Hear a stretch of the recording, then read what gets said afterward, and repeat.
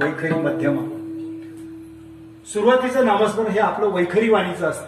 जिथे शब्द आहे हे जड आहे तसं अध्यात्माच्या दृष्टीने, पण सुरुवातीला जर वैखरीतनं नामस्मरण केलं तरच आपला नामजप हा परावाणीपर्यंत पोहोचू शकतो.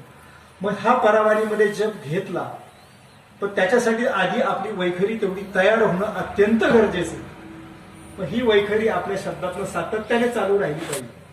तेव्हा आपण कुठेतरी मध्यमेतनं नाम म्हणजे आपण शब्द उच्चारत नाही पण आपलं नामस्मरण चालू हे आपल्या कानांना ऐकू येतं.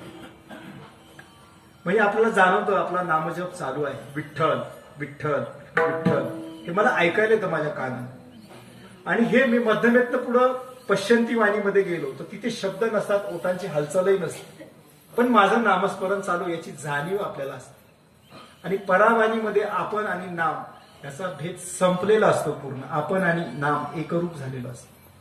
ही एकरूपता साधण्यासाठी सुरुवातीला वैखरी वाणीतच नामस्मरण जेव्हा घेऊ आपण तेव्हाच आपण परावाणीपर्यंत पोहोचू शकतो. ही परावाणी कसं आहे तर आपल्याला बंधनातून सोडली आपण बघतो. अविद्येचं बंधन सोडायचंय, ईश्वरापासून दूर जातो आपण. तर जेव्हा जेव्हा आपल्या मनामध्ये व्यवहारातले कुठलेही विचार सातत्याने चालू असतील तेव्हा समजायचं आपण ईश्वरापासून लांब आहोत. कुठलीही ईश्वराची कृती आपली चालू असेल त्यावेळेला माझ्या मनामध्ये मात्र जर देवाची आठवण असेल तर माझं नामस्मरण चालू. हे अविद्येचं बंधन, जन्म मृत्यूचं बंधन तोडायचं असेल आणि कर्माचं बंधन तोडायचं असेल तर कर्माचं बंधन आपण बघू. कर्म म्हणजे जर आपल्याला आपण मनुष्य देहात आहोत तर कर्म केल्याशिवाय आपल्याला सुटका नाही. मग त्याच्यात नित्य कर्म आहेत आपली दैनंदिन जीवनात. आपण जसं आपण उठतो झोपतो आंघोळ आपली दैनंदिन काम ही आपली नित्य कर्म आहे.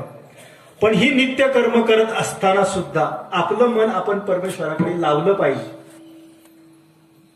म्हणजे ह्या कर्मातनं आपण सुटका तर आपल्या देहाची आसक्ती आपण कमी केली पाहिजे. आता आपण जे जगतो आपण सगळे आपल्या देहभावावर जगतो. मी आणि देह ह्या दोन वेगळ्या गोष्टी आहेत. हे जोपर्यंत आपण देहबुद्धीतून आत्मबुद्धीकडे पुढे सरकत नाही तोपर्यंत यातलं महत्व आपल्याला समजणार नाही. बऱ्याच वेळेला बघा व्यवहारामध्ये एखादी गोष्ट घडली, अरे मला हे लागलं, मी हे कसं केलं. म्हणजे मी जो आहे तो आपण आणि देह ह्या दोन गोष्टी वेगळ्या आहेत. पण समजत नाही, आपण नेहमी देहबुद्धीच्या याच्यावर वावरत असतो.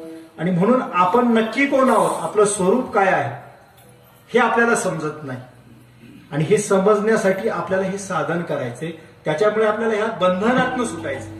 मग हे बंधन आपल्याला कसं सोडणार आहे तर पुन्हा तिथेच प्रश्न येतो की ह्या नामानेच सोडणार आहे. विठ्ठल विठ्ठल